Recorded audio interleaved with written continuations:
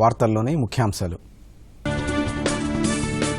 Covid కట్టడిలో front line warriors అసాధారణ పాత్ర పోషించారన్న ప్రధాని, వ్యాక్సినేషన్కు సహకరించిన వారికి మోదీ ప్రత్యేక కృతజ్ఞతలు. కోవిడ్ వ్యాక్సినేషన్ ఏడాది పూర్తయిన సందర్భంగా ప్రత్యేక తపాలా బిళ్ల ఆవిష్కరణ, వయోజనులకు టీకా పంపిణీ శరవేగంగా జరుగుతోందన్న మంత్రి అనురాగ్ ఠాకూర్. రాష్ట్రంలో విద్యాసంస్థలకు ఈ నెల 30 వరకు సెలవులు, రేపటి నుంచి ఓయూ, జేఎన్టీయూల్లో ఆన్లైన్ క్లాసులు. కరీంనగర్లో పలు అభివృద్ధి పనులను ప్రారంభించిన మంత్రి గంగుల కమలాకర్, పట్టణాన్ని టూరిజం కేంద్రంగా తీర్చిదిద్దుతామంటూ వెల్లడి. రాష్ట్రాభివృద్ధికి నిధులు తేవాల్సిన బాధ్యత బీజేపీ ఎంపీలదే, పెన్షన్లపై ఎంపీ బండి సంజయ్ అసత్య ప్రచారం చేస్తున్నారన్న వినోద్ కుమార్. కోవిడ్ మహమ్మారిని అరికట్టేందుకు ప్రతి ఒక్కరూ తప్పనిసరిగా మాస్క్ ధరించాలి, భౌతిక దూరం పాటించాలి, తరచూ చేతులు కడుక్కోవాలి, వ్యక్తిగత శుభ్రతను పాటించాలి.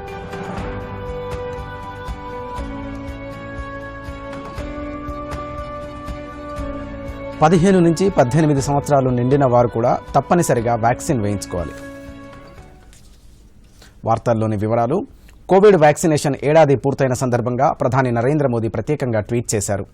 కోవిడ్ వ్యాక్సిన్ తయారీలో పాత్ర పోషించిన ప్రతి ఒక్కరికి కృతజ్ఞతలు తెలిపారు. డాక్టర్లు, నర్సులు, పారిశుద్ధ్య కార్మికులు ముందు వరుసలో నిలిచి అసాధారణ రీతిలో కోవిడ్ను ఎదుర్కొన్నారంటూ ప్రశంసించారు. దేశ ప్రజలు కోవిడ్ నిబంధనలు పాటిస్తూ ముందుకు సాగాలని ప్రధాని ఈ సందర్భంగా ట్వీట్ చేశారు. కోవిడ్ వ్యాక్సినేషన్ ఏడాది పూర్తి చేసుకున్న సందర్భంగా ప్రత్యేకంగా రూపొందించిన పోస్టల్ స్టాంపును కేంద్ర వైద్య ఆరోగ్య శాఖ మంత్రి మన్సుఖ్ మాండవీయ విడుదల చేశారు.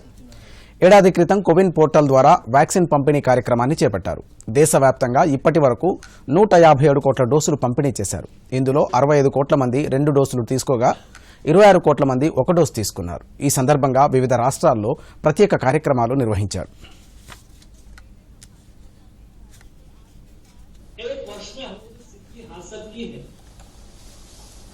उससे देश तो गौरवान्वित है ही, लेकिन दुनिया भी इंडिया की वैक्सीनेशन ड्राइव से बहुत आश्चर्यचकित है. एक वर्ष में 156 करोड़ से अधिक डोज देश में एडमिनिस्टर हो चुके हैं. इतना ही नहीं, 135 करोड़ की आबादी वाला देश, ह्यूज पॉपुलेशन, ह्यूज डाइवर्सिटी, अनेक विविधता में भी हिंदुस्तान ने 18 एवं के 93% लोगों को फर्स्ट डोज एडमिनिस्टर कर दिया. 15 నుంచి 18 ఏళ్ల మధ్య వయసు వారికి దేశవ్యాప్తంగా కోవిడ్ వ్యాక్సినేషన్ శరవేగంగా జరుగుతోందని కేంద్ర సమాచార ప్రసార శాఖ మంత్రి అనురాగ్ సింగ్ ఠాకూర్ వెల్లడించారు. గడిచిన 11 రోజుల్లో 3,25,00,000 మందికి కోవిడ్ వ్యాక్సిన్ అందించినట్లు వెల్లడించారు. చిన్నారులకు వ్యాక్సిన్ ఇచ్చే కార్యక్రమాన్ని ఈ నెల 3 నుంచి ప్రారంభించారు. 15 నుంచి 18 ఏళ్ల మధ్య వారి వివరాలు సేకరించిన ఆరోగ్య సిబ్బంది ఆయా వయసు వారు చదువుకునే పాఠశాలలు, కళాశాలలు, ఆరోగ్య కేంద్రాల దగ్గర వ్యాక్సిన్ అందజేస్తున్నారు. రాష్ట్రంలో అన్ని విద్యాసంస్థలకు సెలవులు పొడిగిస్తూ ప్రభుత్వం నిర్ణయం తీసుకుంది. ఈ నెల 30 వరకు సెలవులను పొడిగిస్తూ రాష్ట్ర ప్రభుత్వ ప్రధాన కార్యదర్శి సోమేష్ కుమార్ ప్రకటన విడుదల చేశారు. కరోనా కేసులు పెరుగుతున్న నేపథ్యంలోనే విద్యాసంస్థలకు సెలవులు పొడిగిస్తున్నట్లు ఉత్తర్వుల్లో పేర్కొన్నారు. ప్రభుత్వం ఈ నెల 8 నుంచి 16 వరకు సంక్రాంతి సెలవులను ప్రకటించిన సంగతి తెలిసిందే. కరోనా ఆంక్షలను 20వ తేదీ వరకు ప్రభుత్వం పొడిగించిన నేపథ్యంలో విద్యాసంస్థలకు సెలవులు కూడా పొడిగించాలని వైద్య ఆరోగ్య శాఖ ప్రభుత్వానికి సూచించింది. ఈ మేరకే విద్యాసంస్థల సెలవులను పొడిగించినట్లు సమాచారం. రాష్ట్రంలో విద్యాసంస్థల సెలవులను ప్రభుత్వం పొడిగించడంతో పలు విద్యాలయాలు ఆన్లైన్ క్లాసులకు సిద్ధమయ్యాయి. డిగ్రీ, పీజీ కోర్సులకు సంబంధించి ఆన్లైన్ క్లాసులు నిర్వహించనున్నట్లు ఉస్మానియా విశ్వవిద్యాలయం తెలిపింది. ఈ నెల 30 వరకు ఆన్లైన్ తరగతులు కొనసాగుతాయని తెలిపింది. హైదరాబాద్ జేఎన్టీయూ కూడా ఆన్లైన్ తరగతుల నిర్వహణకు సిద్ధమైంది. రేపటి నుంచి ఈ నెల 22 వరకు B Tech, M Tech, MBA, MCA, pharma కోర్సులకు ఆన్లైన్ తరగతులు నిర్వహించనున్నట్లు తెలిపింది.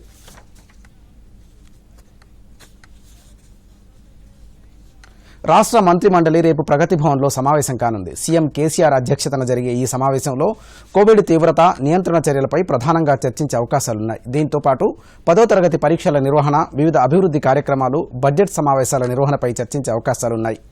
సోమవారం మధ్యాహ్నం 2 గంటలకు కేబినెట్ సమావేశం కానుందని అధికార వర్గాలు వెల్లడించాయి. కరీంనగర్ను అన్ని రంగాల్లో అభివృద్ధి చేస్తామని రాష్ట్ర బీసీ, సంక్షేమ, పౌర సరఫరాల శాఖ మంత్రి గంగుల కమలాకర్ తెలిపారు. స్మార్ట్ సిటీ అభివృద్ధిలో భాగంగా 12 కోట్ల రూపాయలతో క్రీడల అభివృద్ధికి ప్రత్యేక చర్యలు చేపట్టినట్లు తెలిపారు. కరీంనగర్ నగరపాలక సంస్థ ఆధ్వర్యంలో 2 కోట్ల 28 లక్షల రూపాయలతో నిర్మించిన అధునాతన ఇండోర్ స్టేడియం, స్కేటింగ్ రింగ్ కోర్టులను ఆయన ప్రారంభించారు. ఈ కార్యక్రమంలో ప్రణాళికా సంఘం ఉపాధ్యక్షులు బి వినోద్ కుమార్, కరీంనగర్ నగర మేయర్ వై సునీల్ రావు పాల్గొన్నారు. ఈ సందర్భంగా మంత్రి గంగుల కమలాకర్ మాట్లాడుతూ రాబోయే రోజుల్లో కరీంనగర్ను టూరిజం స్పాట్గా అభివృద్ధి చేస్తామన్నారు.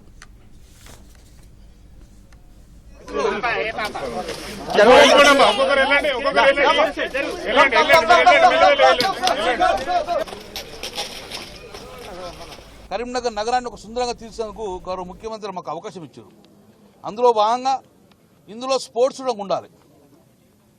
క్రీడలు భావితరానికి ఒక బంగారు బాట ఇవ్వాలి అని క్రీడలు కూడా సుమారు 12 కోట్ల రూపాయలు ఈరోజు పెట్టడం జరిగింది. అందులో ఈరోజు ఇండోర్ స్టేడియం ఇప్పుడే మనం ఓపెన్ చేసుకున్నాం.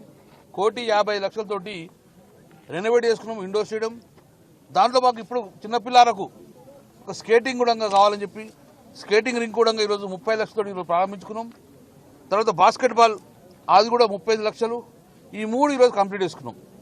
దీంతోపాటు ఇంకా సుమారు 8 కోట్లతోటి మన షాపింగ్ కాంప్లెక్స్ కానీ అంటే ఒక అసెట్ క్రియేట్ కావాలి, మున్సిపాలిటీ కానీ నగరానికి కూడా ఒక అసెట్ క్రియేట్ కావాలని చెప్పి షాపింగ్ కాంప్లెక్స్ చేస్తున్నాం. ఇంకా వివిధ డెవలప్మెంట్ వర్క్స్ నడుతున్నాయి. మొత్తం టోటల్గా 12 కోట్ల రూపాయలు ఈ అంబేద్కర్ స్టేడియం పరిధిలోకి వివిధ క్రీడలకు సంబంధించిన ఇష్యూలలో 12 కోట్లు కేటాయించడం జరిగింది. ఈ భావి తరానికి ఒక మంచి క్రీడలు ఆడుకునే విధంగా ఈ ఇన్ఫ్రాస్ట్రక్చర్ డెవలప్ చేస్తున్నాం. సో దీంతో పాటు మొత్తం టోటల్గా ఈరోజు మనము 2,28,00,000 ఈరోజు మనము ప్రారంభించుకున్నాం. ఈరోజు ఈ రేపటి నుంచి వీళ్ళకు అందుబాటులోకి వస్తుంది. ఇంకోటి నెక్స్ట్ దీని తర్వాత స్కిల్ డెవలప్మెంట్ బిల్డింగ్ కూడా దాన్ని కూడా సుమారు 42 లక్షలతో కంప్లీట్ అయిపోయింది. అది కూడా కంప్లీట్ చేసుకుంటాం. దీంతో పాటు ఇవి ఒకవైపు ఈ 4-5 సంవత్సరాలలో ర్యాపిడ్ డెవలప్మెంట్ చేస్తాం. బహుశా స్వాతంత్రం వచ్చి ఇన్ని సంవత్సరాలు ఈ షార్ట్ పీరియడ్లో ఇంత డెవలప్మెంట్ అనేది బహుశా ఏ నగరంలో జరగలేదు. కేవలం గౌరవ ముఖ్యమంత్రి కేసీఆర్ గారు మాకు ఇచ్చిన ఆదేశానుసారం అద్భుతంగా ఈ నగరాన్ని తీర్చిదిద్దుకున్నాం. భావితరానికి ఒక మంచి గొప్ప నగరంగా ఇవ్వాలని చెప్పి ఆలోచనతోటి అద్భుతంగా నగరాన్ని తీసుకున్నాం. ఇంకా పనులు నడుస్తూనే ఉన్నాయి. ఒక 1.5 year లోపల ఈ నగరము ఈ రాష్ట్రంలోనే ఒక గొప్ప నగరం, ఒక రెండో నగరంగా తీర్చాలని అందరి తపన. అది మా గౌరవ ముఖ్యమంత్రి ఆదేశం ఇచ్చింది. కాబట్టి రాష్ట్ర అభివృద్ధి కోసం నిధులు తేవాల్సిన బాధ్యత రాష్ట్ర బీజేపీ ఎంపీలపై ఉందని ప్రణాళికా సంఘం ఉపాధ్యక్షుడు బోయినపల్లి వినోద్ కుమార్ అన్నారు. రాష్ట్ర అభివృద్ధిని విమర్శిస్తున్న బీజేపీ నేతలు నిధుల విషయంలో ఎందుకు స్పందించడం లేదని ప్రశ్నించారు. బీజేపీ పాలిత రాష్ట్రాల్లో ఉచిత విద్యుత్ను ఎందుకు ఇవ్వడం లేదో చెప్పాలంటూ డిమాండ్ చేశారు. పెన్షన్ విషయంలో బీజేపీ రాష్ట్ర అధ్యక్షుడు బండి సంజయ్ తప్పుగా మాట్లాడుతున్నారంటూ ఆయన ఆరోపించారు. ఎంపీలు 4 గెలిచారు. రాష్ట్రానికి ఒక్క పైసా కూడా తీసుకురాలేదు. చాలా దురదృష్టం.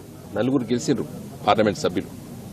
మరి వాళ్ళ బాధ్యత ఈరోజు రాష్ట్ర అభివృద్ధి కోసం తపన పడాలి, అభివృద్ధి జరగాలి. రాజకీయాలు వేరు. 5 సంవత్సరాలు గెలిపిస్తారు, పరిపాలన చేసే బాధ్యత ఒకరికప్ప చెప్తారు. దాని అర్థము ప్రతిపక్షంలో ఉన్న వాళ్ళు పనిచేయద్దనేది కాదు. ఒక ప్రజాప్రతినిధిగా తన వంతు కర్తవ్యాన్ని నిర్వహించాలి. ఈరోజు తెలంగాణ రాష్ట్ర అభివృద్ధి విమర్శిస్తున్నారు కొంతమంది. తెలంగాణ రాష్ట్రము ఇన్వెస్ట్మెంట్ లోపట మొదటి వరుసలో ఉన్నదని చెప్పి నిన్న స్టేట్ బ్యాంక్ ఆఫ్ ఇండియా నివేదిక సమర్పించింది. State Bank of India Telangana రాష్ట్రానికి సంబంధించింది కాదు, అది కేంద్ర ప్రభుత్వ బ్యాంక్. అది ఆ బ్యాంక్ నివేదిక చెప్పింది తెలంగాణ రాష్ట్రంలో ఇన్వెస్ట్మెంట్ లోపట మొదటి వరుసలో ఉన్నది చెప్పింది. మరి మీరు పరిపాలిస్తున్నటువంటి రాష్ట్రాలు చాలా ఉన్నాయి. తెలంగాణ రాష్ట్ర ముఖ్యమంత్రి గారి దూరదృష్టితోనే ఈరోజు తెలంగాణ రాష్ట్రం అభివృద్ధి చెందుతుందా చెందుతలేదా చర్చకు రండి అని చెప్తే ఎవరు మాట్లాడతలేదు. ఊరికే విమర్శలు చేయడం. విమర్శలు ప్రభుత్వ పథకాలపైన చేయండి. ఇవాళ చిన్నారుల కోసం ఆలోచన చేస్తున్నాం. ఇవాళ వాళ్ళకు నైపుణ్యత ఉండి భారతదేశంలో ఒక 10-20 సంవత్సరాలప్పుడు ఒలింపిక్స్ క్రీడలు వస్తాయి. అప్పుడు వచ్చినప్పుడు తెలంగాణ బిడ్డలు మొదటి వరుసలో ఉండాలని చెప్పి ఆలోచన. ఇది టీఆర్ఎస్ పార్టీ నాయకుల యొక్క ఆలోచన. ఇలా స్మార్ట్ సిటీ నిధులు కానివ్వండి, లేదా రాష్ట్ర ప్రభుత్వం ముఖ్యంగా ముఖ్యమంత్రి గారు సీఎం అష్యూరెన్స్ ఇచ్చారు. ఆ రోజు గంగుల కమలాకర్ గారు 2014లో శాసనసభ గెలిచిన తర్వాత ఈ నగరానికి మీరు ఏదో చేయాలని చెప్తే మరి అసలు ఫస్ట్ ఆ నిధులతోనే పనులు ప్రారంభమైనాయి. కరీంనగర్ నగరంలో పట 110 కోట్ల రూపాయలు ఇస్తే మెయిన్ రోడ్స్ అన్ని కూడా ఆ నిధులతో స్టార్ట్ చేస్తాం.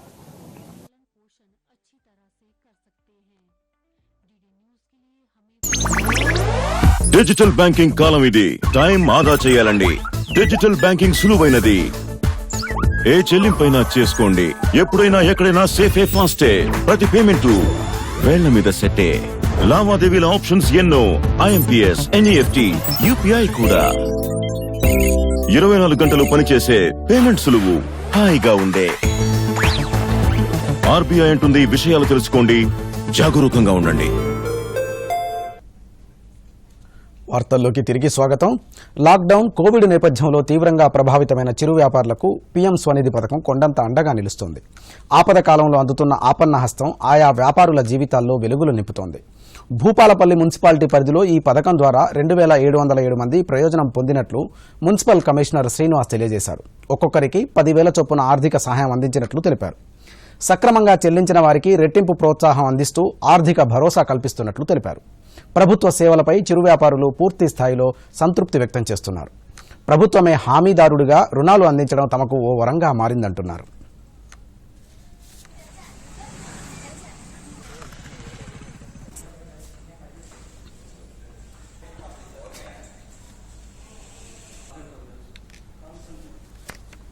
భూపాలపల్లి పురపాలక సంఘంలో మొత్తం వీధి విక్రయదారులు అంటే పీఎం స్వానిధి కింద 10,000 లోన్కి ఎలిజిబిలిటీ ఉన్నటువంటి వాళ్ళు 3187 మందిని వీధి విక్రయదారులుగా అంటే స్ట్రీట్ వెండర్స్ను గుర్తించడం జరిగింది. దాంట్లో భాగంగా మనకు 2707 అప్లికేషన్స్ ఆన్లైన్ చేశాము. ఇప్పటి వరకు 1931 లోను 10,000 మనం ఇప్పించడం జరిగింది. ఇంకా కొంతమందికి బ్యాంకులలో ఉన్నాయి. ఆ బ్యాంక్ మేనేజర్తో మాట్లాడి 10,000 కూడా ఇప్పించడం జరుగుతూ ఉంది. అయితే 10,000 ఇప్పించినటువంటి ఈ వీధి విక్రయదారులు సక్రమంగా కట్టినటువంటి వాళ్ళకి మళ్ళీ సెకండ్ లోన్ కూడా 20,000 లోను బ్యాంకులు ఇవ్వడం జరుగుతుంది పీఎం స్వానిధి కింద. వాటికి కూడా దాదాపు ఇప్పటికి 20 మందికి ఇవ్వడం జరిగింది. ఇంకొక 60-70 మందికి మేము బ్యాంకుల వద్ద రికమెండ్ చేసి 20,000 రూపాయలు కూడా వీధి విక్రయదారులకు ఇప్పించడం జరుగుతుంది. కొత్త వినూత్న పద్ధతిలో ఒక 50 రకాల పద్ధతులను మనం అవలంబించి సత్సర్వేక్షన్లో ఏదైతే గైడ్ లైన్స్ ఉన్నాయో ఆ గైడ్ లైన్స్ను మనం ఫాలో అయ్యి ఒక 50 రకాల ఇన్నోవేటివ్స్ను మనం చేయడం జరిగింది. ఇంకోటి ఈ డ్రై అండ్ వెట్ వేస్ట్ ఓం గృహం నుంచి వచ్చేటువంటి డ్రై అండ్ వెట్ వేస్ట్ని కూడా మనం ఏ విధంగా సపరేట్ చేయాలని చెప్పి మన యొక్క మెప్మా టీమ్స్ ద్వారా మన మున్సిపల్ వర్కర్స్ ద్వారా ప్రజల్ని ఎడ్యుకేట్ చేయడం జరిగింది. మన ఆర్పీస్ అంటే రిసోర్స్ పర్సన్స్ ప్రతి ఇంటికి వాళ్ళు కేటాయించిన వార్డులలో వాళ్ళు ప్రజలను ఎడ్యుకేట్ చేయడం జరిగింది. 9 నెలలు గడిచిన ప్రతి ఒక్క వర్కరు మనకు బూస్టర్ డోస్కు ఎలిజిబిలిటీ ఉంటే వారిని కూడా తీసుకోవాలని చెప్పేసి మేము కలెక్టర్ గారి ఆదేశాల మేరకు మా వర్కర్స్ని కూడా బూస్టర్ డోస్కు ఎలిజిబుల్ ఉంటే వాళ్ళని తీసుకోమని చెప్పేసి మేము కోరుతాము. ఇది సత్సర్వేక్షణ్ 2022లో ఒక వినూతనమైనటువంటి పద్ధతులు భూపాలపల్లి పురపాలక సంఘంలో మేము చేపట్టడం జరుగుతూ ఉంది. భూపాలపల్లి మున్సిపాలిటీ మహిళలకి స్వచ్ఛతపై అవగాహన కల్పిస్తున్నామని పీఎం స్వానిధి ద్వారా దాదాపు 2,000 మంది వీధి వ్యాపారులకు 10,000 రూపాయల ఆర్థిక రుణ సహకారాన్ని అందించామని, వారంతా కూడా ఆ 10,000 రూపాయలతో వారి వ్యాపారాన్ని పునః ప్రారంభించారని, పీఎం స్వానిధి 2వ విడత కూడా 20,000 రూపాయల ఆర్థిక రుణ సహకారాన్ని అర్హులైన ప్రతి ఒక్కరికి అందిస్తున్నామని భూపాలపల్లి మున్సిపల్ కమిషనర్ శ్రీనివాస్ గారు తెలిపారు. సౌమ్య, దూరదర్శన్, భూపాలపల్లి జిల్లా. సమాజంలో తీవ్ర నిరాదరణకు గురవుతూ తగిన ఉపాధి అవకాశాలు లభించక తీవ్ర ఇబ్బందులు పడుతున్న ట్రాన్స్జెండర్లకు మహిళా శిశు సంక్షేమ శాఖ మెరుగైన ఉపాధి అవకాశాలు కల్పిస్తోంది. రంగారెడ్డి జిల్లా మహిళా శిశు సంక్షేమ విభాగం ఇందుకోసం ప్రత్యేక కార్యక్రమాలు చేపట్టింది. కూకట్పల్లిలో వారికి ప్రత్యేక వసతి సౌకర్యాలు ఏర్పాటు చేసి పలు అంశాల్లో శిక్షణ కల్పిస్తుంది. విడతల వారీగా విభిన్న రంగాల్లో శిక్షణ ఇచ్చి సమాజంలో మెరుగైన జీవనం సాగించేలా ఏర్పాట్లు చేస్తున్నట్లు మహిళా శిశు ఆర్థిక సహకార సంస్థ అసిస్టెంట్ జనరల్ మేనేజర్ సబిత తెలిపారు.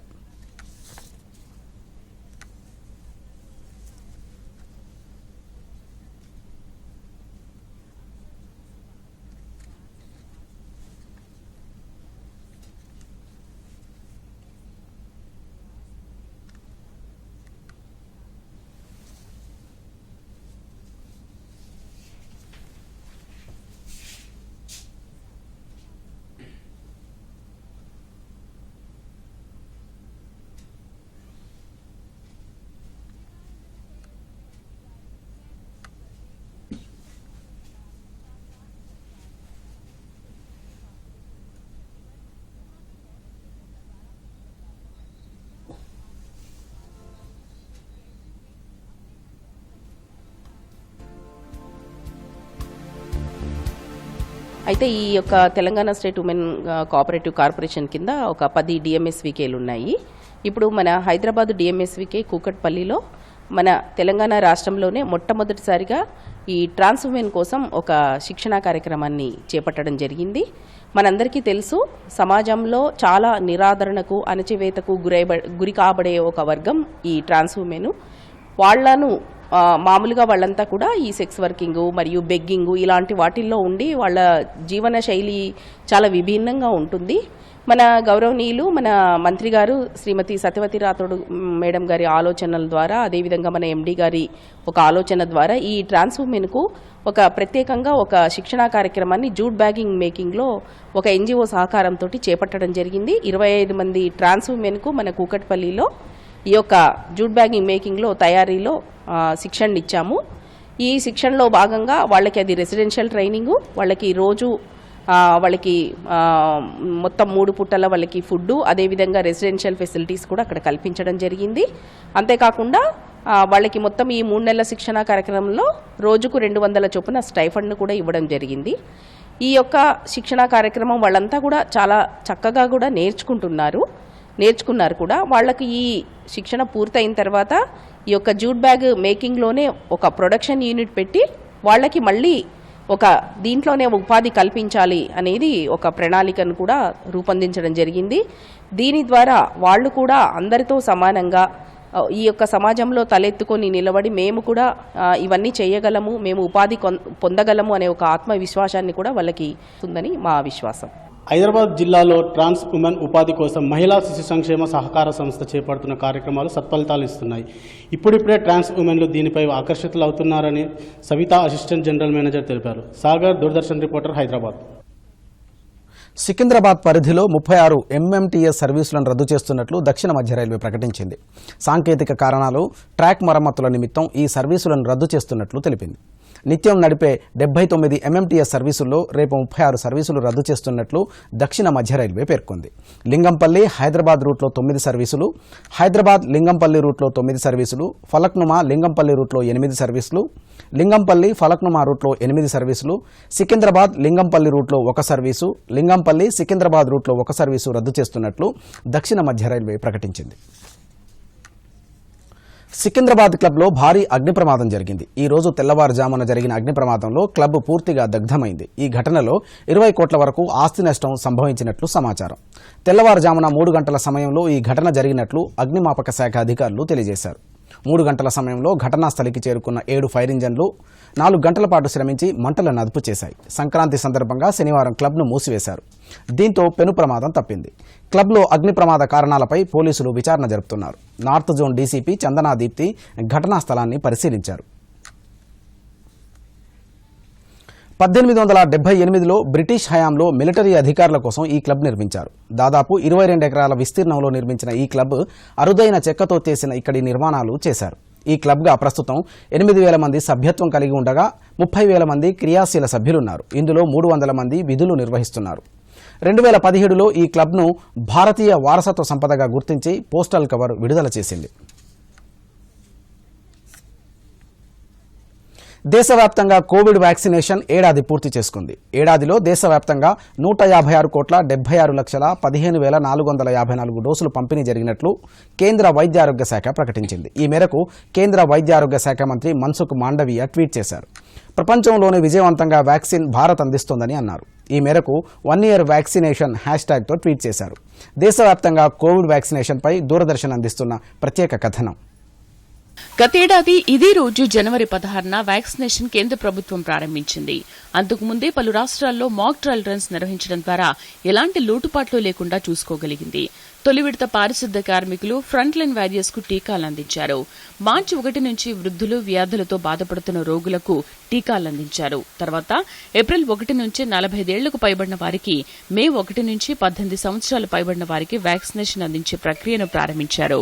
ఇందుకోసం ప్రత్యేకంగా రూపొందించిన కోవిన్ పోర్టల్లో ఎప్పటికప్పుడు వివరాలు నమోదు చేస్తూ ఖచ్చితమైన లెక్కలు సేకరించారు. దీని ఆధారంగానే దేశంలోని పలు రాష్ట్రాలు తొలి విడత వ్యాక్సినేషన్ 100% పూర్తి చేసినట్టు నిర్ధారించారు. ప్రారంభంలో వ్యాక్సినేషన్పై నెలకొన్న అపోహలు, అనుమానాలను తొలగించేందుకు కేంద్ర రాష్ట్ర ప్రభుత్వాలు ప్రత్యేకంగా చొరవ చూపాయి. నాయకులు స్వయంగా టీకా తీసుకోవడంతో పాటు ఎప్పటికప్పుడు సమాచారాన్ని అందించారు. దీని ద్వారా సామాజిక మాధ్యమాల్లో తప్పుడు ప్రచారాన్ని కట్టడి చేశారు. ఇదే సమయంలో ప్రధాని నరేంద్ర మోదీ పుట్టినరోజున 1 కోటికి పైగా డోసులు పంపిణీ చేసి సరికొత్త రికార్డును కేంద్ర వైద్య ఆరోగ్య శాఖ సృష్టించింది. దేశంలో ఇప్పటివరకు 156 కోట్ల కరోనా డోసులు పంపిణీ చేయగా ఇందులో 65 కోట్ల మంది రెండో డోసు తీసుకున్నారు. దేశీయంగా తయారైన కోవాక్సిన్, కోవిషీల్డ్ వ్యాక్సిన్లు ఉచితంగా ప్రజలకు అందించారు. ఇదే సమయంలో ఈ నెల 3 నుంచి 15 నుంచి 18 ఏళ్ల టీనేజర్లకు ప్రారంభించిన వ్యాక్సినేషన్ చురుగ్గా సాగుతోంది. వ్యాక్సినేషన్లో కేంద్రం పారదర్శకతకు పెద్దపీట వేస్తోంది. ఆయా రాష్ట్ర ప్రభుత్వాల దగ్గర ఉన్న నిల్వలను బట్టి ఎప్పటికప్పుడు వ్యాక్సినేషన్ అందిస్తున్నారు. ప్రారంభంలో వ్యాక్సిన్లు వృధా అవుతున్న రాష్ట్రాలను ప్రత్యేకంగా గుర్తించి కేంద్రం చర్యలు తీసుకుంది. కేంద్ర ప్రభుత్వ తోడ్పాటు, రాష్ట్ర ప్రభుత్వాల సహకారంతో దేశవ్యాప్తంగా వ్యాక్సినేషన్ చురుగ్గా సాగుతోంది. ఇప్పుడు ఈ ప్రక్రియ ఇతర దేశాలకు దిక్సూచిగా మారింది. Bureau report, Doordarshan news. ఉత్తరప్రదేశ్లో మాజీ పోలీసు అధికారి అసీం అరుణ్ బీజేపీలో చేరారు. పార్టీ రాష్ట్ర అధ్యక్షుడు స్వతంత్ర దేవ్ సింగ్, కేంద్ర మంత్రి అనురాగ్ సింగ్ ఠాకూర్ల సమక్షంలో ఆయన పార్టీలో చేరారు. ఉత్తరప్రదేశ్లో ఏటీఎస్ ఐజీగా బాధ్యతలు నిర్వహించిన ఆయన స్వచ్ఛంద విరమణ చేశారు. అంకిత భావం, బాధ్యత కలిగిన వ్యక్తి తమ పార్టీలో చేరడం శుభపరిమాణమని మంత్రి అనురాగ్ ఠాకూర్ అన్నారు. సమాజ్వాదీ పార్టీ జైల్ బెయిల్ పార్టీగా మారిందంటూ ఆయన ఎద్దేవా చేశారు. प्रोफेशनल है और अपने इस करियर के दौरान एक भी दाग जिनके ऊपर नहीं और ईमानदारी की पहचान, ऐसे युवा अपना लंबा करियर छोड़ने, अपना अनुभव लेकर जब भारतीय जनता पार्टी में शामिल हो रहे हैं तो एक नई पारी की शुरुआत करने जा रहे हैं और असीम अरुण जी का मैं बहुत बहुत स्वागत, अभिनंदन भारतीय जनता पार्टी में करता हूं.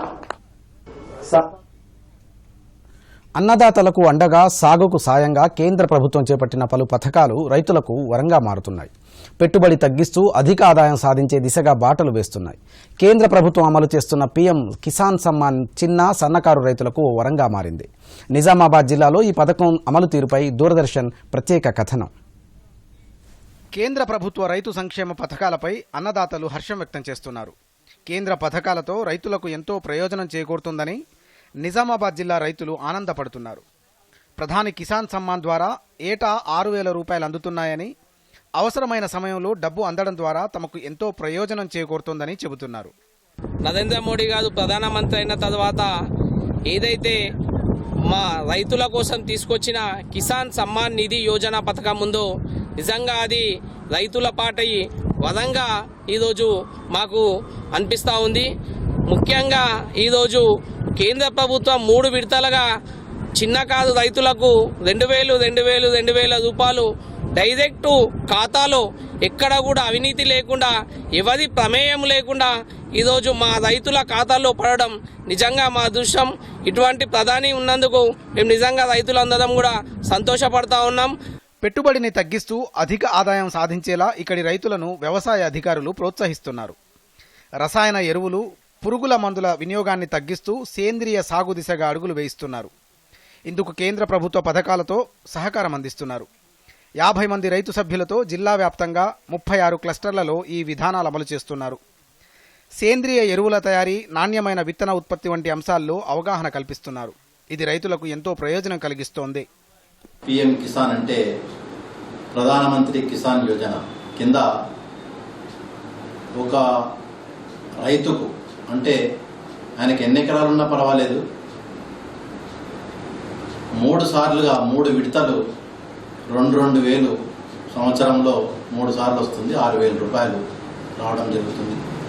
ఇంతవరకు మనకు 1,60,000 మందికి ఈ పిఎం కిసాన్ కింద సుమారుగా ఒక 250 కోట్లు రావడం జరిగింది మన జిల్లాకు.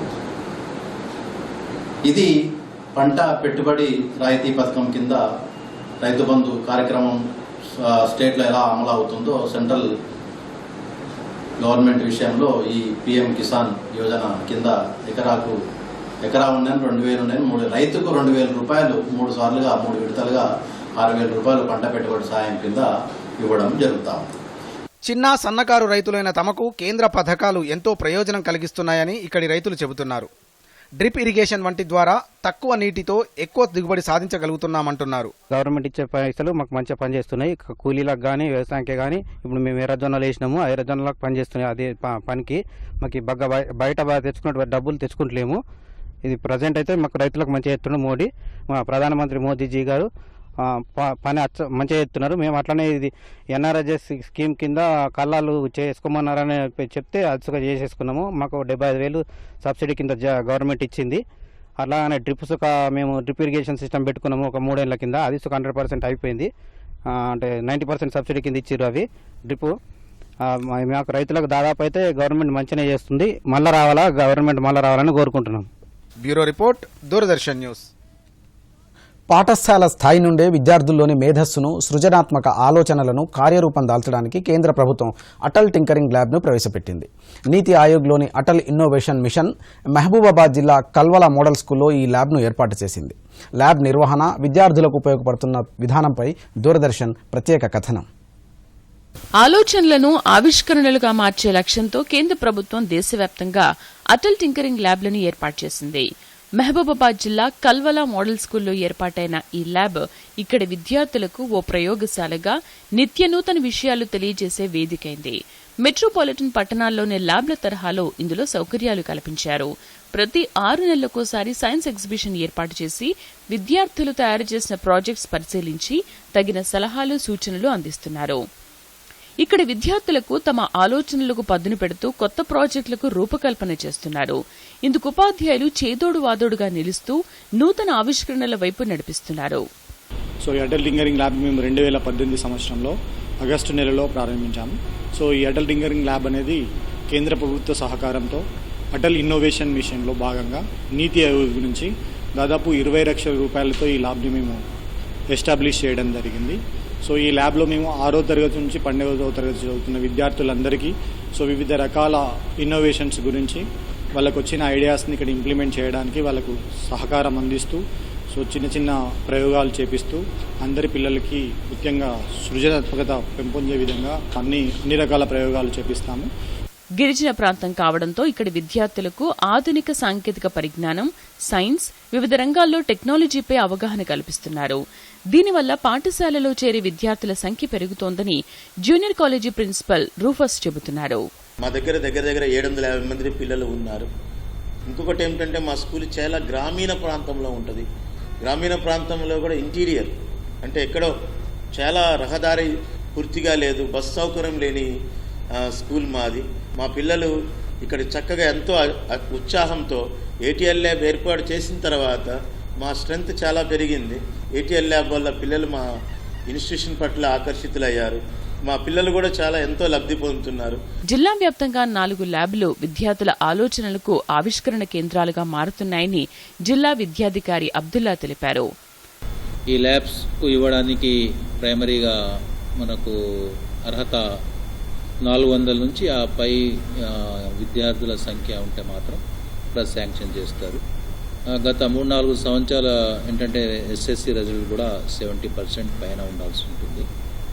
దీని ముఖ్య ఉద్దేశం ఏంటంటే పిల్లల్లో ఏంటంటే to create the work shop space, వాళ్ళలో అంతర్గత సామర్థ్యాలు వెలికి తీయడానికి, దాని తర్వాత వాళ్ళ ఐడియాస్ అండ్ థాట్స్, యాక్టివిటీస్ ఏంటంటే పిల్లల్లో సైంటిఫిక్ టెంపర్మెంట్ ఇంప్రూవ్ చేయడానికి. విద్యార్థుల్లో సృజనాత్మక శక్తి పెరుగుతూ ఉండడంతో వారి తల్లిదండ్రులు సైతం ప్రోత్సహిస్తున్నారు. కేంద్ర ప్రభుత్వం ముందు చూపుతోనే బంగారు భవిష్యత్తుకు బాటలు పడుతున్నాయంటూ ఆనందం వ్యక్తం చేస్తున్నారు. మా స్కూల్లో అటల్ టింకరింగ్ ల్యాబ్ ఉంది. అటల్ టింకరింగ్ ల్యాబ్లో మేము ఎన్నో ప్రయత్నాలు చేస్తున్నాము. టీచర్లు క్లాస్లో చెప్పేదానికంటే ఇందులో ప్రయోగాలు చేయడం వల్ల మాకు ఎక్కువగా అర్థమవుతుంది. అటల్ టింకరింగ్ ల్యాబ్లో చాలా రోబోటిక్స్ ఇంకా వేరే చాలా ప్రయోగాలు చేయవచ్చు. ఇలాంటివి కల్పించినందుకు కేంద్ర ప్రభుత్వానికి ధన్యవాదాలు తెలియజేస్తాము. In our school, the Atal Tinkering Lab was constructed. It is very so beautiful for seeing. We are very proud of government for providing this Atal Tinkering Lab to us. This is very useful to us. We are doing different types of experiments in our school. We are seeing projector. It was so nice. We are learning so much. We are thankful to government such providing this Atal Tinkering Lab to us. Bureau report Doordarshan news. మరోసారి ముఖ్యాంశాలతో వార్తలు ముగిద్దాం. నమస్కారం. దూరదర్శన్ యాదగిరి వార్తలను ఇప్పుడు social మీడియాలో కూడా చూడవచ్చు. యూట్యూబ్లో అయితే DD న్యూస్ తెలంగాణ, ట్విట్టర్ వేదికగా అయితే DD news Telangana @Yadagiri news, మరియు ఫేస్బుక్లో అయితే DD న్యూస్ తెలంగాణలో చూసి సబ్స్క్రైబ్ చేసి లైక్ చేయండి, షేర్ చేయండి. కోవిడ్ కట్టడిలో ఫ్రంట్ లైన్ వారియర్స్ అసాధారణ పాత్ర పోషించారన్న ప్రధాని, వ్యాక్సినేషన్కు సహకరించిన వారికి మోదీ ప్రత్యేక కృతజ్ఞతలు. కోవిడ్ వ్యాక్సినేషన్ ఏడాది పూర్తయిన సందర్భంగా ప్రత్యేక తపాలా బిళ్ల ఆవిష్కరణ, వయోజనులకు టీకా పంపిణీ శరవేగంగా జరుగుతోందన్న మంత్రి అనురాగ్ ఠాకూర్.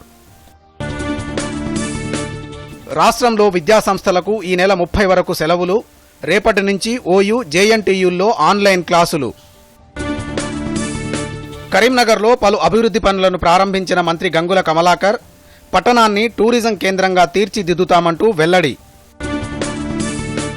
రాష్ట్రాభివృద్ధికి నిధులు తేవాల్సిన బాధ్యత బీజేపీ ఎంపీలదే, పెన్షన్లపై ఎంపీ బండి సంజయ్ అసత్య ప్రచారం చేస్తున్నారన్న వినోద్ కుమార్.